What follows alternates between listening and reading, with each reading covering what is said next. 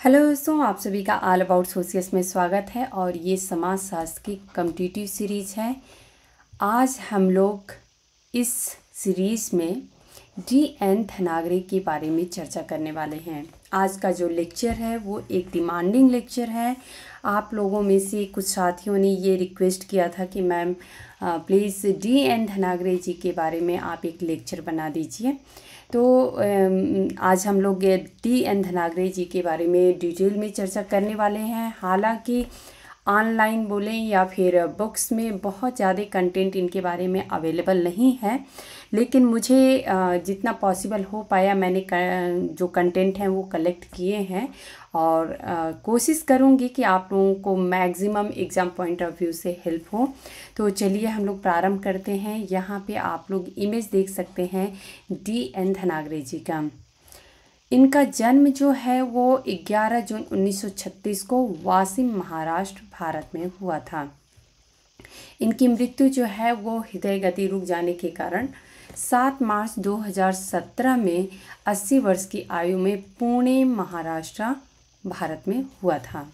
राष्ट्रीयता आप सभी को पता है, भारतीय हैं ये। और अल्मा मेटर की यदि बात करें कि किस किस यूनिवर्सिटी से ये संबंधित रहे हैं, तो नागपुर यूनिवर्सिटी, मैसाचुसेट्स विश्वविद्यालय अमेरिका और ससेक्स विश्वविद्यालय यूके, ये 3 यूनिवर्सिटी ऐसी हैं जिससे इनका संबंध माना जाता है। अगर हम डी.एन. धनागरे को ये सोचें कि समाजशास्त्र में क्या कंट्रीब्यूशन है, इनका योगदान क्या है, हम समाजशास्त्र में इन्हें क्यों पढ़ते हैं, तो सबसे पहले जो अगर आप लोगों को जो कृषक आंदोलन की बात हो या फिर जितने भी पिजन मूवमेंट हुए हैं उनको अगर जैसे ही आता है पिजन मूवमेंट के बारे में जब हम पढ़ते हैं या कृषक आंदोलन के बारे में पढ़ते हैं तो डी.एन. धनागरे का नाम प्रमुख आ जाता है।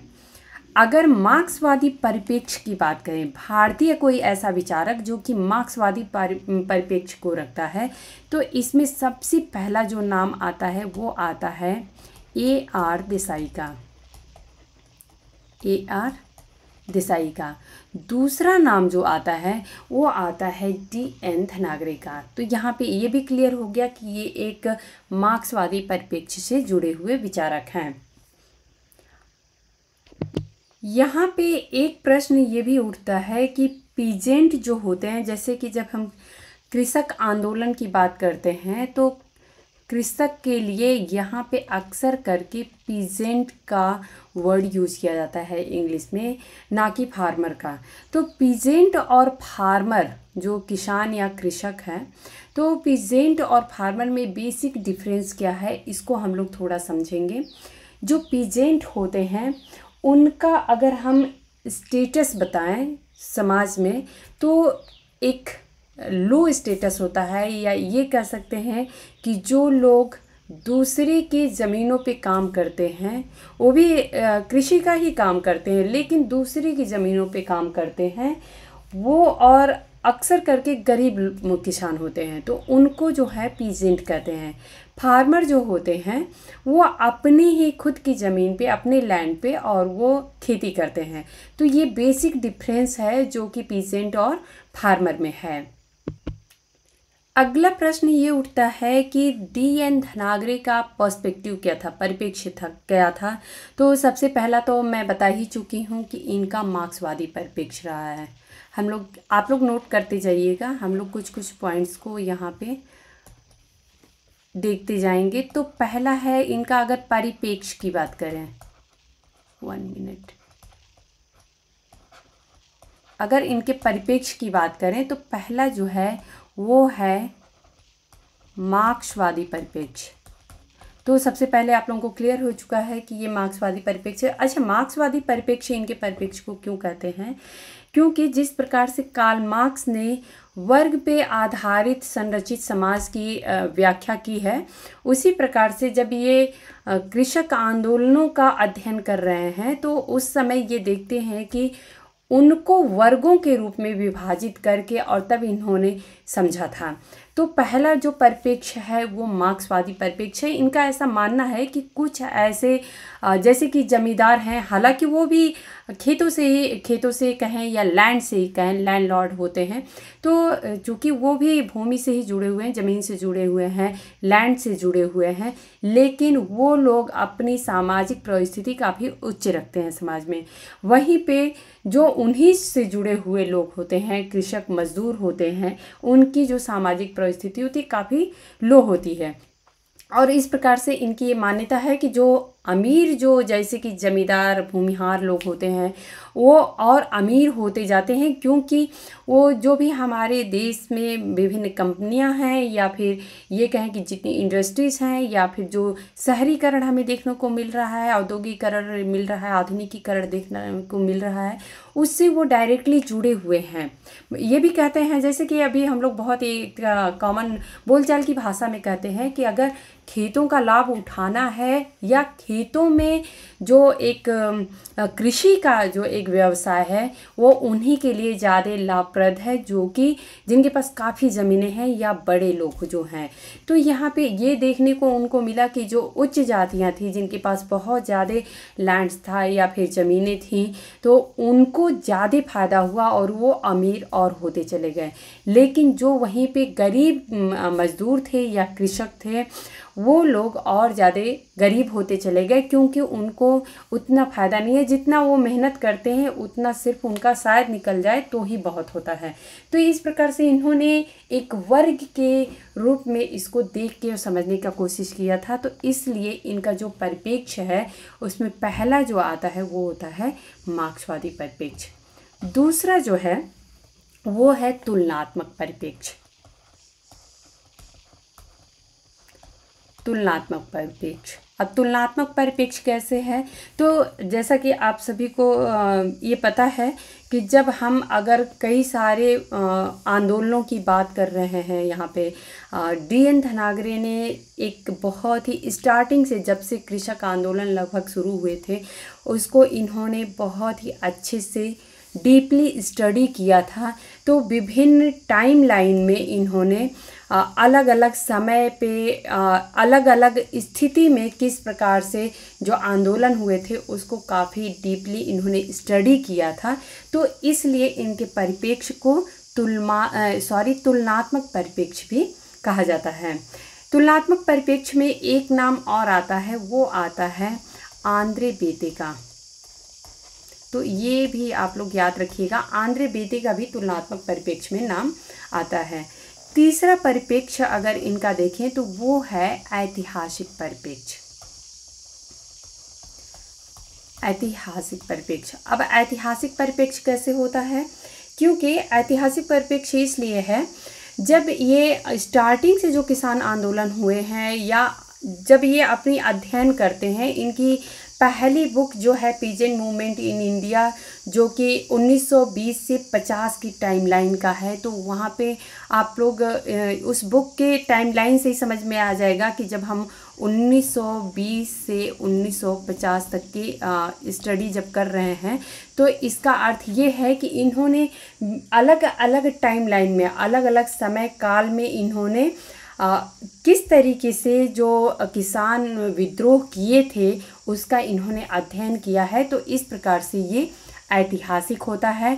और इन्होंने चूँकि काफ़ी ज़्यादा कुछ बुक्स लिखने में सेकेंडरी कंटेंट, अर्थात जो पहले से लिखे हुए जो भी सोर्सेस थे उसको इन्होंने लिया था, अपनी बुक लिखने में हेल्प लिया था। तो इसलिए इनका एक जुड़ाव जो है वो इंडोलॉजी अर्थात विधा शास्त्र के साथ भी देखा जाता है। तो ये तो इनके साथ जुड़े हुए परिप्रेक्ष्य हैं। मार्क्सवादी है, तुलनात्मक है, ऐतिहासिक है, विधा शास्त्र से भी ये डायरेक्टली इनडायरेक्टली ये कहें ये जुड़े हुए नज़र आते हैं। क्योंकि जहाँ ऐतिहासिक की बात आ रही है तो जब हम इंडोलॉजी को देखते हैं, विधा शास्त्र को, तो हम क्या करते हैं, यही करते हैं कि हमारी जो पुरानी हमारी पुस्तकें हैं, जो हम कहें कि वेद हैं, पुराण हैं, या फिर अन्य पुस्तकें जो हैं, उनको हम अध्ययन करके और तब जाके हम समाज को समझने की कोशिश करते हैं। तो जो भी टेक्सुअल कंटेंट है हमारे पास ऑलरेडी पहले से अवेलेबल, और जब हम उसको पढ़ के और फिर कोई हम अपने समाज के लिए थ्योरी निकालते हैं या समझने की कोशिश करते हैं अपने समाज को, तो विधा शास्त्र कहलाता है। तो इस प्रकार से ये इनडायरेक्टली विधा शास्त्र से भी जुड़े हुए थे। अब अगर हम बात करें कि इनका जो अध्ययन क्षेत्र रहा है वो क्या रहा है, तो इसको हम लोग एक बार समझ लेते हैं।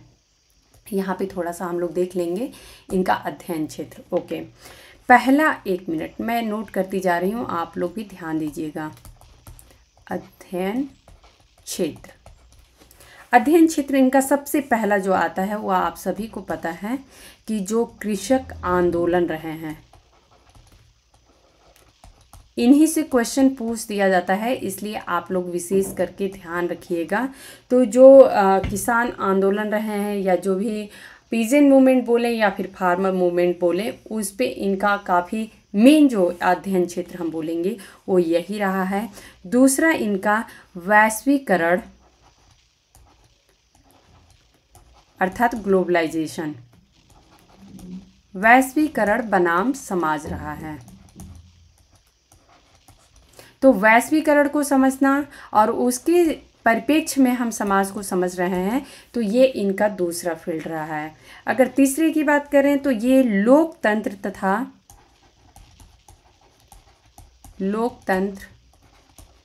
तथा नागरिक समाज की बारे में ये समझना चाहते हैं, इनका अध्ययन क्षेत्र ये भी रहा है। तो लोकतंत्र तथा नागरिक समाज रहा है। ओके, चौथा पॉइंट अगर हम बात करें तो इनका जो समाज में हमें ये आंदोलन दिख रहे थे, आखिर में क्या समाज में हमें असमानता दिख रही है, असमानता जो दिख रही है, और साथ में क्या क्रांति हो रही है या फिर क्या विद्रोह हो रहे हैं, ये इनका एक अध्ययन क्षेत्र रहा है। ओके, इसके साथ ही एक और पॉइंट आता है इनका, वो बहुत ही ज़्यादा इम्पॉर्टेंट है, और वो है कि जो सोशल पॉलिसी कंसर्न थे, जो सोशल पॉलिसी कंसर्न है, जैसे कि समाज में क्या क्या पॉलिसी लाई जा रही है, तो उससे क्या इफ़ेक्ट पड़ता है या किस तरीके से हमारे समाज में उसका प्रभाव देखने को मिलता है। तो ये कुछ ऐसे क्षेत्र इनके रहे हैं जिसमें इनका अध्ययन में विशेष रुचि रहा है।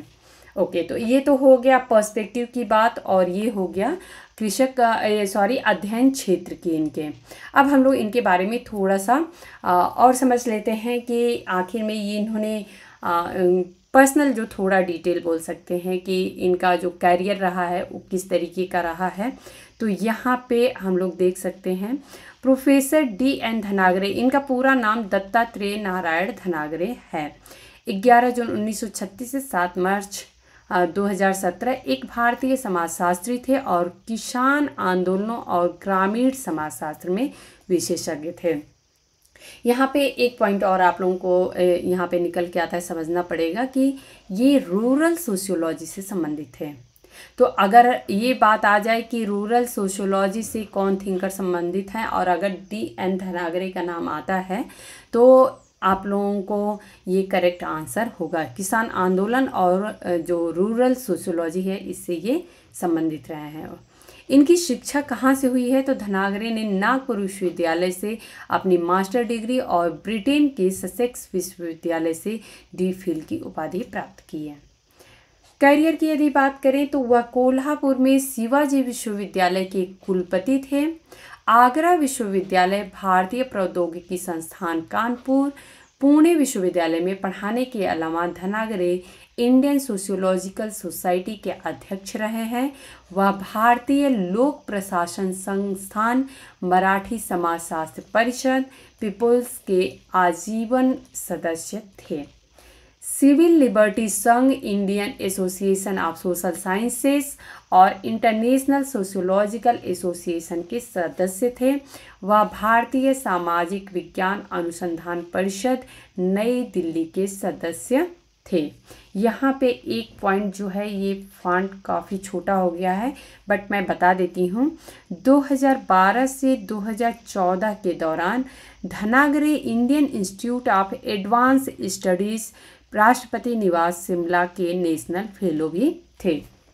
ये क्वेश्चन भी एग्ज़ाम में कभी पूछ दिया जाता है कि Indian Institute of Advanced studies जो है वो कहाँ पे स्थित है। तो ये जो है शिमला में स्थित है। ये आप लोग ध्यान दीजिएगा, ये बहुत बार क्वेश्चन पूछ दिया गया है। ओके,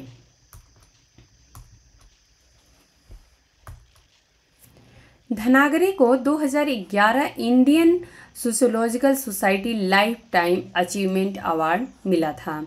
उन्हें राष्ट्रमंडल छात्रवृत्ति और ICHR फेलोशिप से सम्मानित किया गया। वह कोपेनहेगन में स्कैंडिनेवियाई इंस्टीट्यूट ऑफ एशियन स्टडीज़ 1983 में visiting Asian scholar, UGC national lecturer, Tokyo university of foreign studies में विजिटिंग रिसर्च प्रोफेसर थे और उन्हें कनाडा में शास्त्री इंडो कैनेडियन इंस्टीट्यूट की विजिटिंग फेलोशिप प्राप्त हुई थी। इनकी कुछ महत्वपूर्ण पुस्तकों को हम लोग देखते हैं और जो हम लोग इनके बारे में डिटेल में चर्चा करेंगे, जो मेजर क्वेश्चन निकल के आते हैं वो इनकी पुस्तकों से ही आते हैं, क्योंकि इनके जो योगदान रहे हैं उन्हीं पे ये इनकी बुक्स लिखी हुई हैं।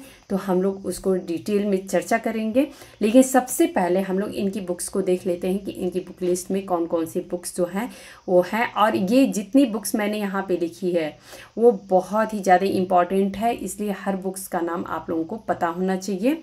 पहली बुक इनकी जो है वो 1975 में प्रकाशित होती है, agrarian movement and Gandhian politics. जब ये आगरा यूनिवर्सिटी में आए थे उस समय ये आगरा यूनिवर्सिटी का जो इंस्टीट्यूट ऑफ सोशल साइंसेज है, जब ये यहाँ पे आए थे तभी ये बुक इन्होंने लिखा था 1975 में, अग्रेरियन मूवमेंट और गांधीयन पॉलिटिक्स।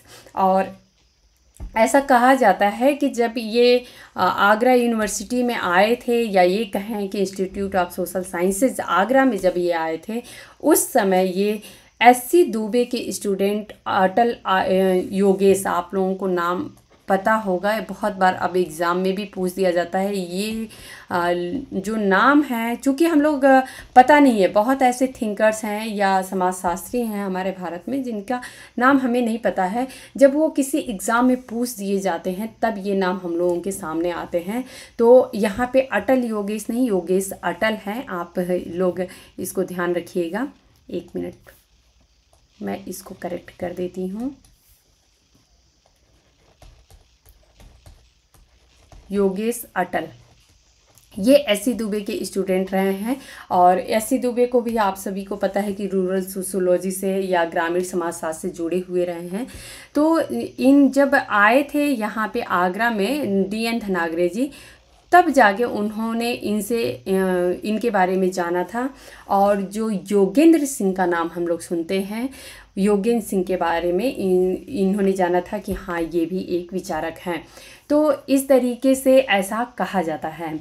अगली पुस्तक इनकी है 1983 में प्रकाशित हुई थी, peasant movement in India. Very very important book है, और जो मैंने अभी कहा कि ऐतिहासिक परिप्रेक्ष्य जो देखने को मिलता है, मार्क्सवादी परिप्रेक्ष्य जो देखने को मिलता है, वो इनकी इस बुक में देखने को मिलता है। 1920 से 1950 तक ये पूरी बुक का नाम ही है, peasant movement in India 1920 to 1950। Okay, next book 1998 में प्रकाशित होती है, themes and perspective in Indian sociology. अगली बुक है the writings of TN Dhanagare. ये भी इनकी बहुत ही इम्पॉर्टेंट बुक है। अभी हम लोग एक एक करके 1 बाय 1 इसको डिटेल में चर्चा करेंगे। 2016 में बुक इनकी आती है और ये इनकी आखिरी बुक है, populism and power, farmers movement in western India, जो पश्चिमी भारत है, जिसमें आप लोगों का महाराष्ट्र भी आ जाता है, और मेन ये महाराष्ट्र में ही जो मूवमेंट्स हुए हैं, फार्मर्स मूवमेंट हुए हैं, उन्हीं पे आधारित एक बुक है। तो पॉपुलिज्म एंड पावर, जो कि इनकी आखिरी बुक है, जैसा कि हम सभी को पता है कि 2017 में इनकी डेथ हो जाती है, तो 2016 में ये प्रकाशित बुक है। अब हम लोग इनके कुछ बुक्स के फ्रंट पेज कवर देख लेते हैं। यहाँ पे आप लोग देख सकते हैं peace and movement in India 1920-50, D.N. धनागरे।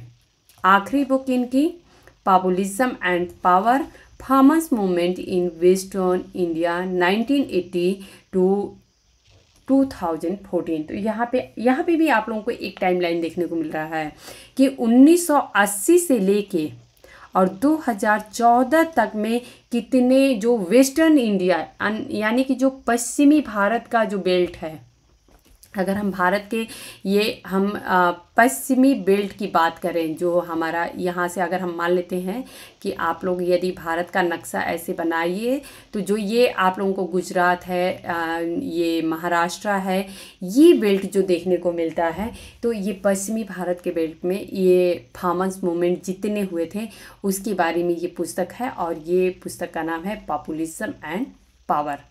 Okay, next book इनकी है themes and perspective in Indian sociology.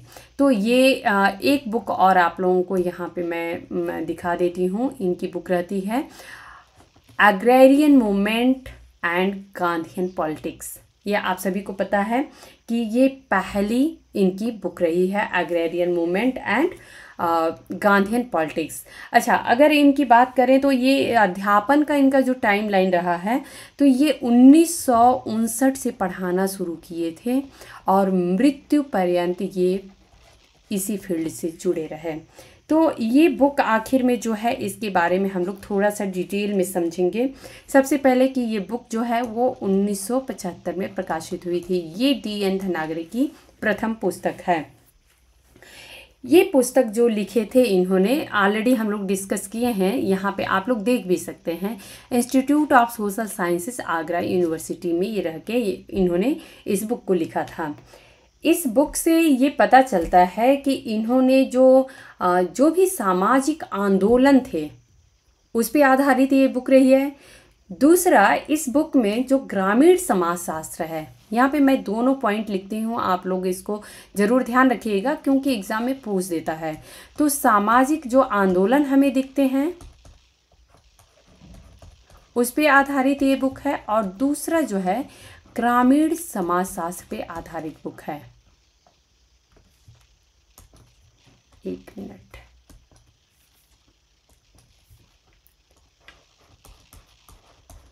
ग्रामीण समाजशास्त्र अर्थात ऐसा समाजशास्त्र का फील्ड जो कि गांव के बारे में, उनकी हर चीज़, जो सामाजिक संरचना है, वहाँ की क्या जाति व्यवस्था भी हमें देखने को मिलेगी, वहाँ पे जो किसानों की स्थिति है, किस प्रकार से हमें दो वर्ग में बटे हुए किसान दिखते हैं। एक तो जो कि जमींदार होते हैं या भूमिहार होते हैं, लैंडलॉर्ड्स होते हैं, और एक वो होते हैं जो कृषक मजदूर होते हैं, जो उन्हीं की ज़मीनों पे काम करते हैं। तो इस तरीके से दोनों जो एरिया है वो इस बुक में देखने को मिलता है। अगली बुक अगर इनकी बात करें कि पीजेंट मूवमेंट इन इंडिया, ये आप लोगों को बुक दिख रहा है 1920 to 1950। इस बुक में इन्होंने बहुत सारे जो आंदोलन हुए थे या विद्रोह हुए थे उसके बारे में चर्चा किया है। तो इन्होंने टोटल 5 विद्रोह के बारे में या आंदोलन के बारे में इसमें चर्चा किया है। आप लोग एक एक करके पॉइंट वाइज नोट करते जाइएगा। जो पहला मूवमेंट था, यहाँ पे इन्होंने जो पहले मूवमेंट की जो चर्चा की है इस बुक में, वो है, आप लोगों को अगर पता हो तो, मोपला विद्रोह। इन्होंने इसमें सबसे पहले मोपला विद्रोह की बात की है। टाइमलाइन आप लोग ध्यान दीजिएगा, 1920 से लेके 1950 तक का। तो जो मोपला विद्रोह है वो आखिर में क्या था, कहाँ प्रारंभ हुआ था, थोड़ा सा उसके बारे में भी हम लोग चर्चा करेंगे। तो जैसा कि आप सभी को पता है कि जो मोपला विद्रोह है वो केरल में प्रारंभ हुआ था, और यहाँ पे जो किसान थे उन्होंने, या किसान या उन्हें रैयत भी कहते हैं, उन्होंने 20 अगस्त 1921 को, ये एग्ज़ाम में पूछ दिया जाता है इसलिए आप लोग इसको ध्यान रखिएगा। तो 20 अगस्त 1921 को ये विद्रोह जो है वो प्रारंभ हुआ था। ये पूछा गया है एग्ज़ाम में कि मोपला विद्रोह कब हुआ था, तो ये आप लोग ध्यान रखिएगा। इस टाइम में ये अंग्रेज़ों के जो पुलिस थाने थे उनको जला दिए थे, बहुत ज़्यादा लोग मारे गए थे, या कहें कि बहुत लोगों को जला के मार दिया गया, बहुत, ये कहेंगे कि बहुत ज़्यादा नरसंहार हुआ था। इस नरसंहार को कुछ मार्क्सवादी इतिहासकार जो हैं वो मोपला विद्रोह कहते हैं। जो मार्क्सवादी, अब यहाँ पे आप लोग देख सकते हैं कि इन्होंने यहाँ पे ऐतिहासिक परिप्रेक्ष्य का प्रयोग किया है, क्योंकि कुछ मार्क्सवादी जो इतिहासकार हैं वो इसे मोपला विद्रोह कहते हैं, और भारतीय स्वतंत्रता आंदोलन की भी इसको संज्ञा देते हैं कि ये सिर्फ एक छोटा मोटा कुछ ऐसा झड़प नहीं था, विद्रोह नहीं था, बल्कि ये भारतीय स्वतंत्रता आंदोलन का एक रूप था। जबकि यह पहले से एक प्रायोजित योजना थी, अर्थात पहले से ये प्लानिंग की गई थी कि हम लोग ऐसा करेंगे, जो कि अंग्रेज़ों के खिलाफ एक संघर्ष था। मोपला नरसंहार जो है वो मालाबार के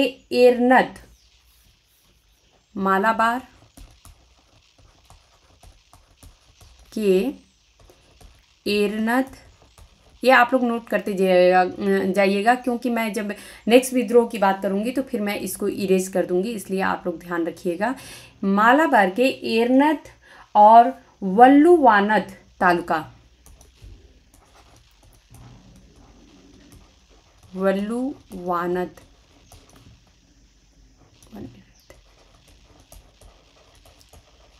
तालिका में जो एक असहयोग आंदोलन था, असहयोग आंदोलन नहीं बोलेंगे, ये बोलेंगे खिलाफत आंदोलन जो चल रहा था, उसी के सहयोग में ये अंग्रेज़ों के खिलाफ एक किया गया विद्रोह था। तो इस तरीके से ये जो मोपला विद्रोह है उसके बारे में D.N. धनागरे ने सबसे पहली चर्चा की है। और यहाँ पे एक और कोट आता है डॉक्टर B.R. अम्बेडकर का। इन्होंने एक किताब, जो इनकी पाकिस्तान नाम से किताब है, इसमें ये उल्लेख करते हैं कि कैसे मुसलमानों ने अंग्रेज़ों की निर्मम हत्या की थी, और जिसके बाद में विद्रोह का नाम देकर इसे, और फिर इसे सप्रेस कर दिया गया था या फिर दबा दिया गया था। तो ये इसके बारे में थोड़ा मोपला विद्रोह के बारे में आप लोगों को डिटेल पता चला। अगर आप लोगों को पता है तो बहुत अच्छी बात है, और अगर नहीं पता है तो इसको आप लोग ज़रूर ध्यान रखिएगा। ओके, नेक्स्ट विद्रोह की अगर हम लोग बात करते हैं तो एक बार मैं इसको इरेज करती हूँ।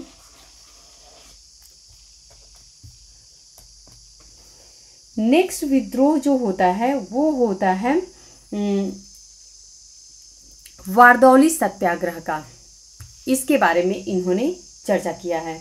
अच्छा, थोड़ा सा और हम लोग देख लेते हैं कि जो आखिर में क्या ये सब जो वारदौली विद्रोह था, या बोलें कि वारदौली सत्याग्रह था, वो क्यों आया था। सबसे पहले हम लोग लिख लेते हैं, एक बार देख लेते हैं। वारदौली विद्रोह, तो वारदौली विद्रोह के बारे में D.N. धनागरे ने दूसरी जो घटना है उसके बारे में इन्होंने डिटेल में इस बुक में लिखा है। तो जो औपनिवेशिक सरकार थी, अर्थात ब्रिटिश सरकार थी, इसके द्वारा किसानों पर जो एक टैक्सेस बढ़ाए गए थे, इसके खिलाफ भारत में एक किसान आंदोलन ये रूप ले लिया था, या ये कहें कि ये एक राष्ट्रवादी आंदोलन के रूप में उभर के आया था। इसमें बॉम्बे प्रेसिडेंसी में लगाए जा रहे 22% जो कर लगाया जा रहा था वो कितना था, 22% था।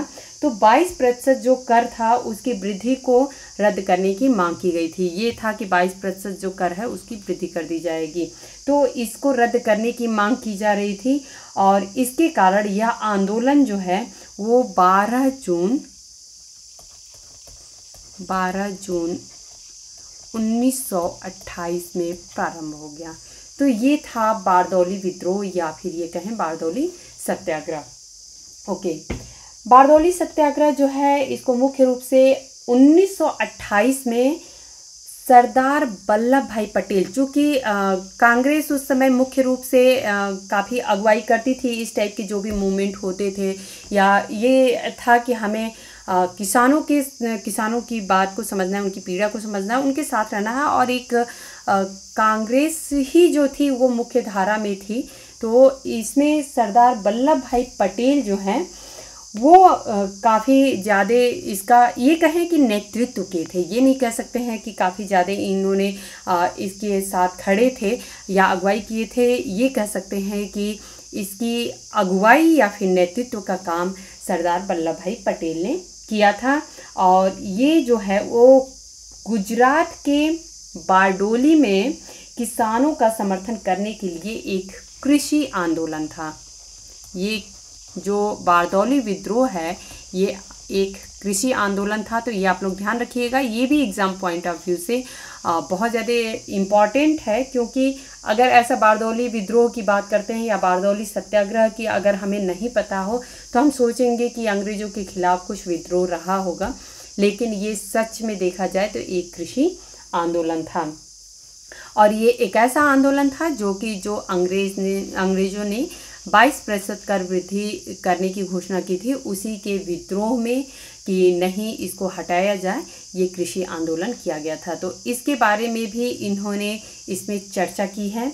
और जो बारदौली आंदोलन हुआ था इसमें ये देखा जाएगा कि जो धनी लोग हैं,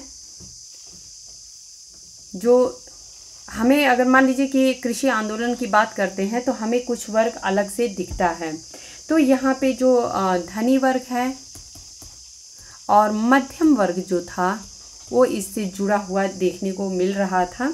और यहाँ पे धनाग्रे ये समझने की कोशिश करते हैं, ये बताते हैं कि जो क्लास है, जो कि मतलब एक वर्ग के रूप में जो आंदोलन होना चाहिए था, क्योंकि इसमें क्या किया गया था, कई जातियां थी चूँकि कृषि से संबंधित होती हैं, तो सब लोग जुड़ के और ये विद्रोह कर रहे थे। लेकिन उनको ऐसा देखने को मिलता है कि जो वर्ग जो था, हम एक कहें कि अलग से कि धनी वर्ग, मध्यम वर्ग या फिर निम्न वर्ग जो है, इस रूप में कहीं हमें नहीं दिख रहा था, बल्कि ये जाति का हमारा समीकरण देखने को मिलता है, उसमें ये विभाजित हो गया, अर्थात अलग अलग जातियों में लोग बट गए थे। तो ये यहाँ पे धनाग्रे कहते हैं कि जो बारदौली विद्रोह था उसमें ये देखने को मिलता है कि जिस वर्ग के रूप में, कि हम इसको दो वर्ग के रूप में हम बांट के और तब जाके हम इसको समझने की कोशिश करें तो हम वैसे नहीं समझ सकते हैं, बल्कि इसको हम ये देखेंगे कि ये अलग अलग जातियों में बढ़ चुका था। अच्छा, जो मोपला विद्रोह था, मोपला विद्रोह में एक चीज़ और भी था कि इसमें चूँकि आप लोगों को मैं बताई कि मोपला विद्रोह में मुस्लिम लोगों ने अंग्रेज़ों का काफ़ी नरसंहार किया था, तो यहाँ पे एक रिलीजन से भी जोड़ के देखते हैं कि एक धार्मिक विद्रोह के रूप में भी देखने को ये मिलता है। इसमें जो विद्रोह करने वाले लोग थे वो 3 कैटेगरी में बटे हुए थे। ये मोपला की बात कर रही हूँ मैं, इसमें मत ऐड करिएगा आप लोग, मुझे अभी याद आ गया है तो इस पे डिस्कस कर लेते हैं। ये है बटाईदार, कृषक अर्थात जो अपनी ज़मीनों पे काम करते हैं, और एक जो कृषक मजदूर वर्ग है जो कि खेती का काम तो करता है लेकिन वो दूसरे की खेतों पे काम करता है। तो ये 3 भागों में बटे हुए लोग थे जो कि मोपला विद्रोह कर रहे थे। ओके, मैं इसको अभी हटा देती हूँ। अभी हम लोग डिस्कस कर रहे हैं बारदौली विद्रोह पे। तो यहाँ पे आप लोगों को ये इतना समझ में आ गया कि यहाँ पे वर्ग की जो अवधारणा है वो नहीं दिखती है और ये जातिगत समीकरण में बदल जाता है और विभिन्न जातियों के लोग विभाजित हो जाते हैं इसमें। इसकी अगुवाई जो है या नेतृत्व जो है वो सरदार वल्लभ भाई पटेल ने किया था।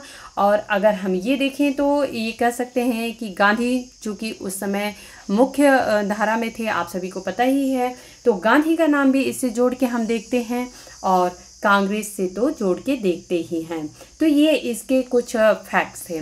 साथ में एक और जो विद्रोह की बात ये करते हैं, अब हम लोग उसको देख लेते हैं। ये बुक अपने आप में बहुत ज़्यादा इम्पॉर्टेंट है, इससे बहुत सारे क्वेश्चन बन सकते हैं, इसलिए हम लोग इस बुक को डिटेल में चर्चा कर रहे हैं। इसमें जो तीसरा विद्रोह का इन्होंने जिक्र किया है वो है अवध विद्रोह।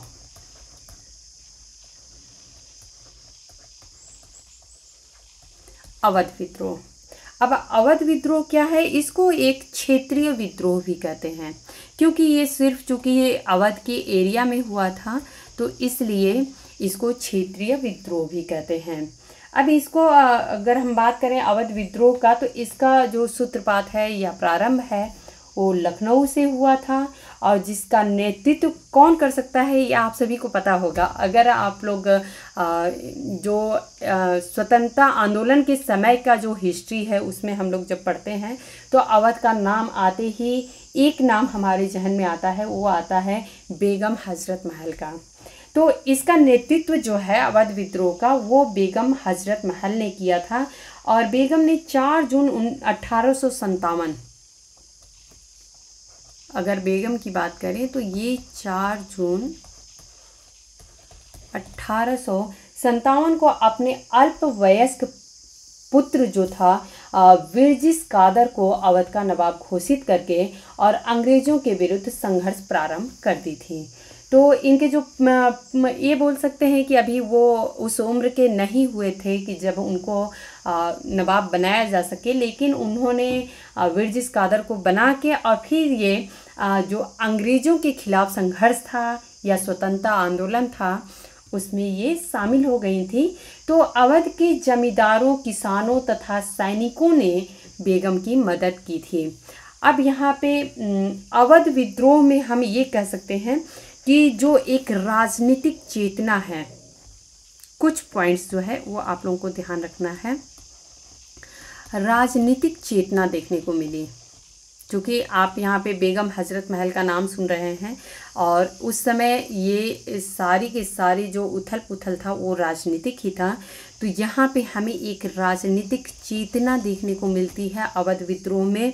और इसमें क्या था कि ऐसा देखा जा रहा था कि जो अमीर वर्ग था या ये कहें कि जो जिसमें हम ये कहेंगे कि जमींदार लोग थे या जो उच्च हिंदू वर्ग था, ये कह सकते हैं, सिर्फ जमींदार की बात नहीं कह सकते हैं, जो उच्च हिंदू वर्ग था वो और ज़्यादा अमीर होता जा रहा था, जो गरीब लोग थे वो और ज़्यादा गरीब होते जा रहे थे।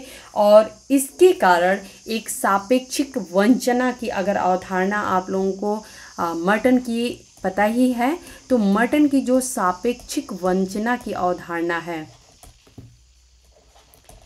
वो यहाँ पे स्पष्ट नज़र आती है। ये हम लोग सोशियोलॉजिकल पर्सपेक्टिव से समझने की कोशिश कर रहे हैं। धनागरे जी ने इसको एकदम क्लियरली मेंशन किया है। तो सापेक्षिक वंचना कैसे? वो ये है कि जो गरीब वर्ग था या कृषक वर्ग था उसको जो अमीर लोग थे वो देख रहा था कि अरे ये तो इनको ज़्यादा फायदा है, इनकी स्थिति और सुधरती जा रही है, हमारी स्थिति जो है और ख़राब होती जा रही है, बिगड़ती जा रही है। इसके कारण एक सापेक्षिक वंचना का जो फीलिंग था वो इनके अंदर आ रहा था। तो ये एक ऐसा माहौल देखने को मिल रहा था। अगला जो ये हम लोग जस्ट एक ब्रीफली इसको हम लोग डिस्कस कर रहे हैं।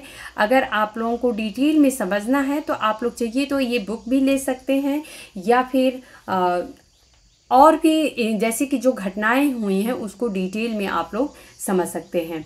जो चौथी विद्रोह की बात ये करते हैं वो है तेभागा। ये आप लोग ध्यान दीजिएगा कि अगर सपोज तेभागा आंदोलन, यहाँ पे हम पहले लिख लेते हैं। अगर सपोज एग्ज़ाम में क्वेश्चन ऐसा पूछ दिया जाए कि पिजिन मूवमेंट इन इंडिया जो धनागरी की पुस्तक है उसमें किस आंदोलन की बात नहीं की गई है, या अगर 4 ऑप्शन दे दिया जाए और ऐसा पूछ दिया जाए कि किस आंदोलन की बात की गई है या नहीं की गई है, तो ये आप लोगों को 5 आंदोलन के बारे में ज़रूर जानना है।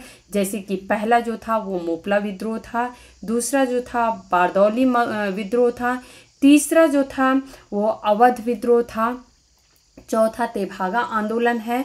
तेभागा आंदोलन जो है ये आप सभी को पता है कि पश्चिम बंगाल, उस समय का बंगाल ही था, और पश्चिम बंगाल में ये प्रारंभ हुआ था। और ये एक कह सकते हैं कि बहुत ज़्यादा फेमस एक उत्तेजक टाइप का किसान आंदोलन या कृषक आंदोलन था। इसके पहले ऑल इंडिया किसान सभा की अस्तित्व में आ चुका था, या फिर हम लेफ्ट जो बोलते हैं लेफ्ट पार्टी का वो अस्तित्व, हम एक वामपंथ पार्टी या मार्क्सिस्ट विचारधारा से जुड़ी हुई जो पार्टी है वो हम देखेंगे, वो अस्तित्व में आ चुका था। तो इस प्रकार से जो तेभागा आंदोलन था वो एक काफ़ी ज़्यादा ये कहें कि कृषक का एक बहुत ही ये बोलें प्रसिद्ध, या ये बोलें कि बहुत ज़्यादा एक्साइटेड, मतलब वो लोग बहुत ज़्यादा गुस्से में थे। इस तरीके का ये आंदोलन था, ये कह सकते हैं। ये सिंपल सी भाषा अगर हम ये एक वर्ड यूज़ करते हैं कि एक बहुत ज़्यादा उत्तेजक किसान आंदोलन था, ऐसा हम मान सकते हैं। ये आंदोलन जो है वो 1946 में किसानों ने फ्लाइट कमीशन की सिफारिश के अनुरूप लगान की दर को घटाकर 1/3 करने की मांग की थी। जैसा कि आप सभी को नाम ही से पता चलता है कि तेभागा यानी कि 1/3 इसको किया जाए, अर्थात 1/3 करने का मांग किया जा रहा था। और इस आंदोलन के संचालक कौन थे, तो ये थे कंपाराम, यहाँ हटा दीजिएगा आप लोग, कंपाराम सिंह, और एक नाम और आता है वो है भवन सिंह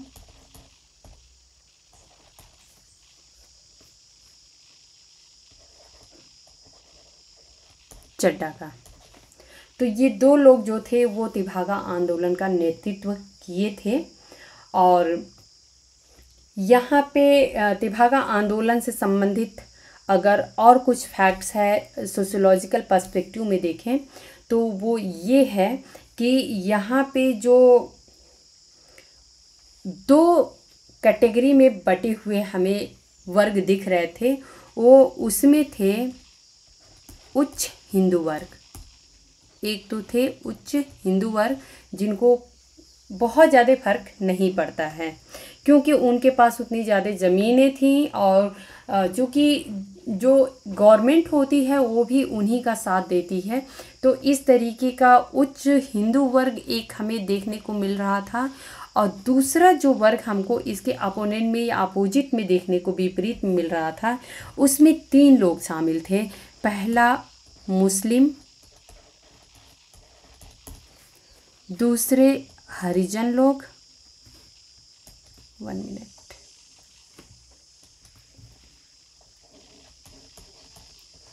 हरिजन लोग थे, और तीसरे जो हैं वो आदिवासी आते हैं, आदिवासी। तो ये तीनों एक ग्रुप में दिखाई दे रहे थे, और दूसरे जो थे वो उच्च हिंदू वर्ग थे।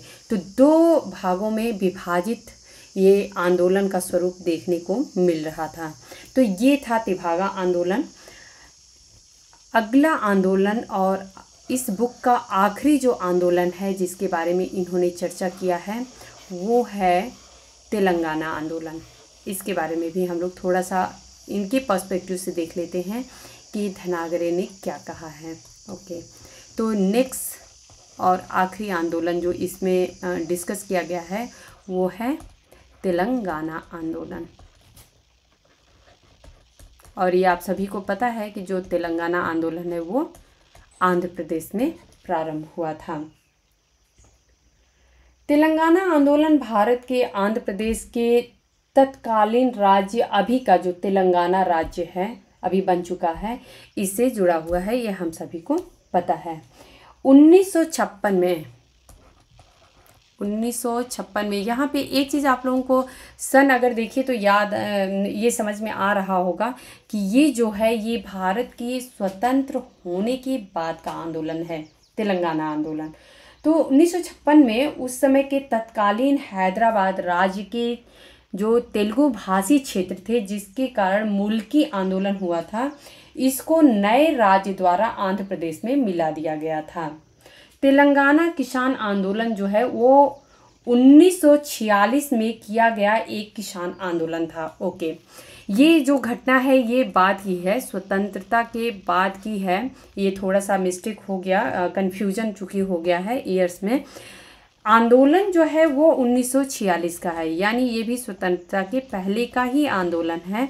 लेकिन ये जो इंसिडेंट बताया जा रहा है कि 1956 में जो उस समय चूँकि हैदराबाद अलग से एक राज्य था और वो भारत से, आप सभी को पता है कि सरदार वल्लभ भाई पटेल ने जो एक एकत्रीकरण का अपना अभियान था कि हम भारत में जो एक हमारी भारत की आइडेंटिटी है, अपनी पहचान है, कि उनमें सारे राज्यों को अपना मिलना है।